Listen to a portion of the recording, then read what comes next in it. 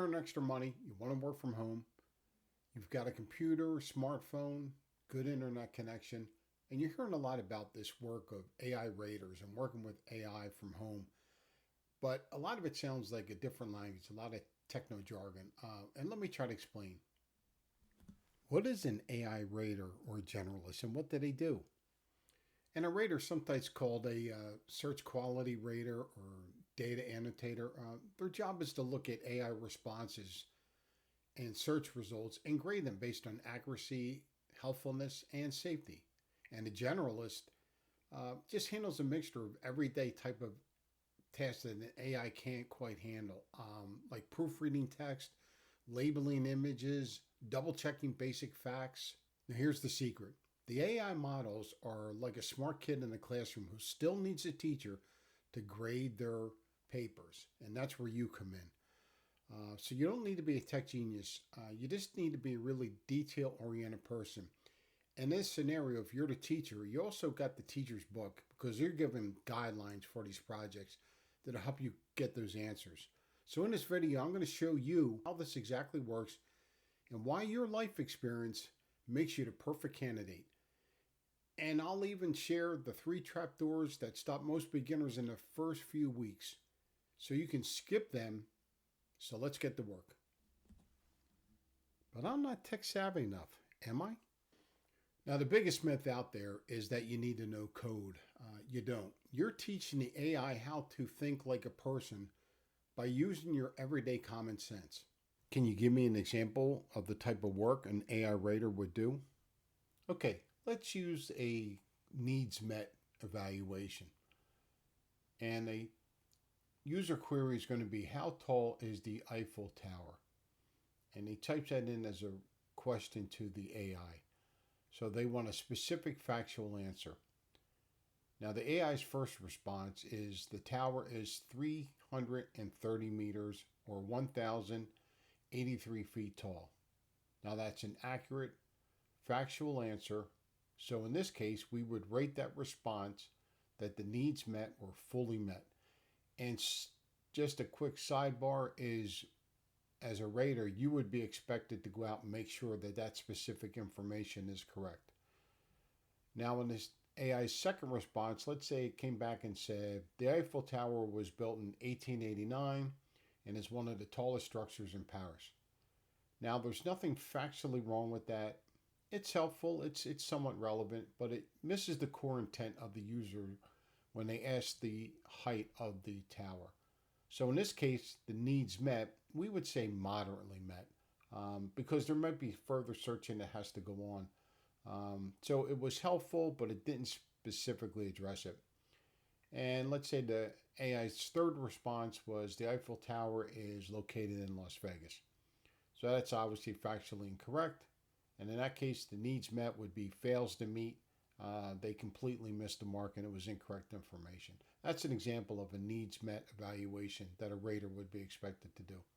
Let's do another quick example of a page quality rating. This is where a user will put in a question and the AI will provide links to pages, and then you are to judge the quality of those pages that you are led to through the link. So in this case, let's say the user wants to know how to make a cheesecake.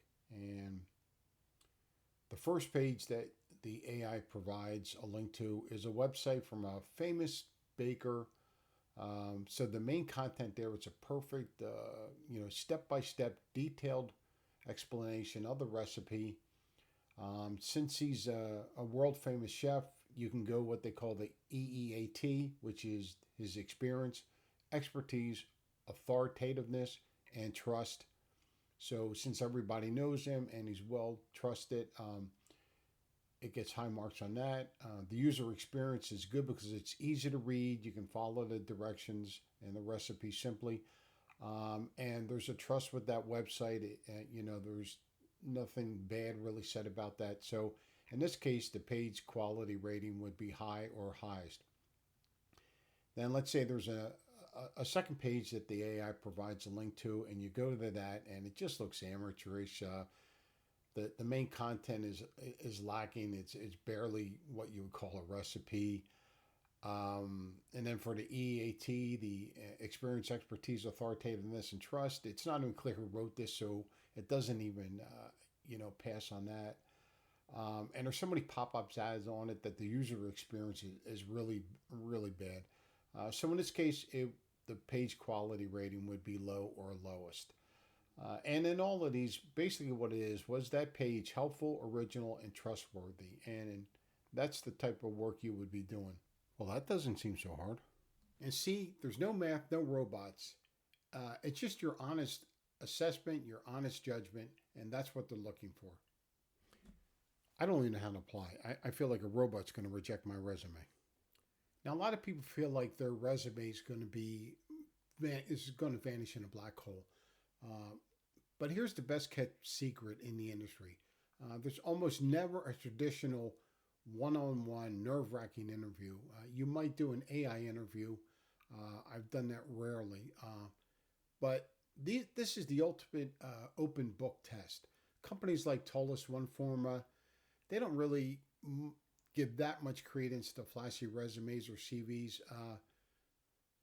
They care more about one thing. Can you read a manual and follow it? Because you'll be given guidelines in these projects and you need to just follow those guidelines. So think of the hiring process as, like I said, the ultimate open book test. They give you the instructions ahead of time. So success goes for the person who has the patience to slow down and read carefully. Maybe I'm too old for this type of tech work. Now, even if you knew you could pass the exam, you might be thinking, well, they're going to look at the year of my birth and say, maybe not. But the truth is, the tech companies are really looking for your demographic. The AI models often hallucinate or get facts about history wrong. If a chatbot writes down something about the 80s, maybe a younger person is going to have to Google it. You're going to know because you lived it. And that's what you're bringing to the table. You understand the professional nuance, and you know how grown-ups talk in business emails. So your age isn't a liability. It's an asset. It's really a selling point. How do I know this is for real? How do I know it's not a scam? Well, let's set the one unbreakable rule here. You should never, ever pay money to get a job. If they ask you for a startup fee or send a check to buy equipment, it's probably a scam. Legitimate companies are never going to charge you a dime to apply. And the ones that I recommend in my video of 5 companies to apply to, I've applied to all of them myself, and they've never asked for a dime, not one of them. And the way you protect yourself is you set up your digital armor, we'll call it. Dedicated email.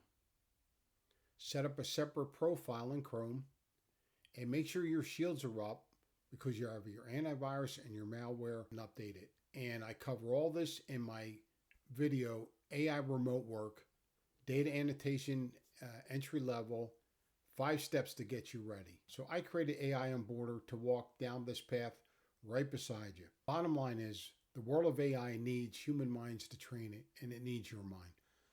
So don't let the jargon keep you on the sidelines. You spend a lifetime building wisdom, and it's time to let that wisdom work for you. And they are looking for you. And if you apply to these jobs and follow the steps and listen to my courses, you're going to be in a good position to be able to get this work. So if you're ready to start, subscribe so you don't miss the next blueprint. Hit the like button if this helped clear some anxiety for you. And drop a comment too. I'd like to hear where you're at in your journey and how you're progressing.